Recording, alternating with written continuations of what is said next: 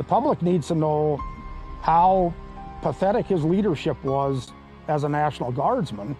On a 150-year-old farm in Brewster, Tom Behrens hopes his tell-it-like-it-is style will finally get the attention he believes it deserves in Minnesota's race for governor. In a way, he's back again to wage a public war of words against Tim Walz. He abandoned us, I mean, what the hell kind of leader does that? I mean, he just, as soon as the shots were fired in Iraq, he turned and ran the other way and hung his hat up and quit.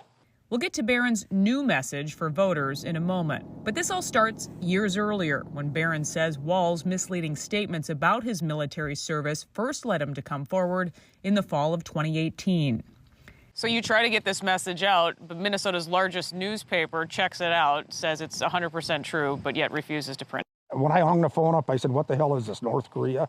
Back in 2005, a warning order went out to the 1st Battalion, 125th Field Artillery to mobilize for a mission to Iraq. At the time, Walz served as the unit's highest non-commissioned officer, but months later, Walz would retire from the Guard, avoid the deployment, and run for Congress. Tom Behrens was next in line for the position and was asked to take his place. I was like, well, for Pete's sake, if this guy quit, and if I say I'm not going to do it, I mean, what the hell kind of leadership is that? If a company would say that we're going to deploy to Iraq or somewhere and you're going to be gone for whatever amount of time, and then the foreman just says, no, I'm not going. I mean, what does that say to the 500 people that work in that factory? Behrens would go on to serve in Iraq on a nearly 2-year deployment as a command sergeant major. All while Walz began using that title as a congressman. Behrens says he first contacted Walz with his concerns, sending these letters to Washington.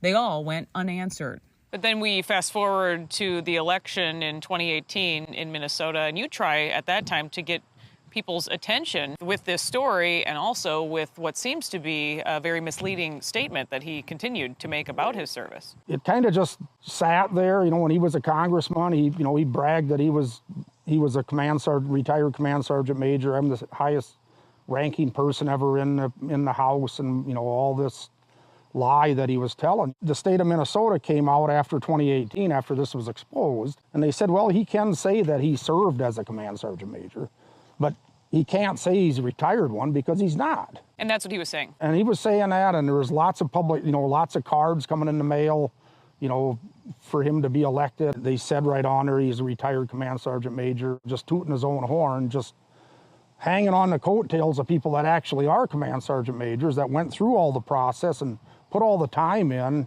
A spokesperson for the Minnesota National Guard said Walz wasn't able to retire as a command sergeant major since he failed to complete coursework and requirements related to the rank. Verified documents show the Army corrected his service record. Walz was reduced in rank to an E8 Master Sergeant after retirement and his conditional promotion. Alpha News again asked Governor Walz if he's using the command sergeant major rank on his campaign website for political gain this year. A spokesperson said this has been in the news before and pointed us to a past story where Walz said, quote, normally this type of partisan political attack only comes from one who's never worn a uniform. It's stolen valor is really what it is. I don't know of anybody else that's done what he's done, but we called it the truth about Tim Walz. In 2018, Behrens gave the story the full court press. We, retired command sergeant majors of the Minnesota National Guard, feel it is our duty and responsibility to bring forth the truth as we know it concerning his service record. I put together information on it and I sent it out to every single radio station and newspaper and TV station I could in the state. The bottom line in all of this is gut-wrenching and sad to explain. When the nation called, he quit. Twin Cities TV stations and the Star Tribune were silent, even after Behrens says the newspaper checked it all out. The Star Tribune endorsed Walz in 2018 for governor.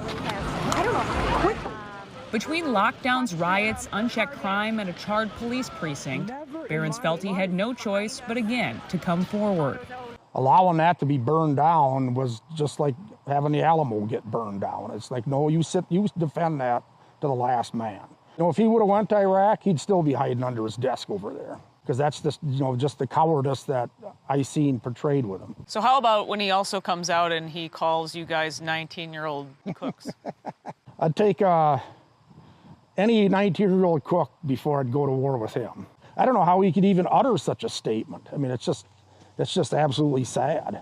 So this election year, it's all built up again to Barron's new grain bin message. He called Jacob Fry an abject failure. So I was like, that's what he is.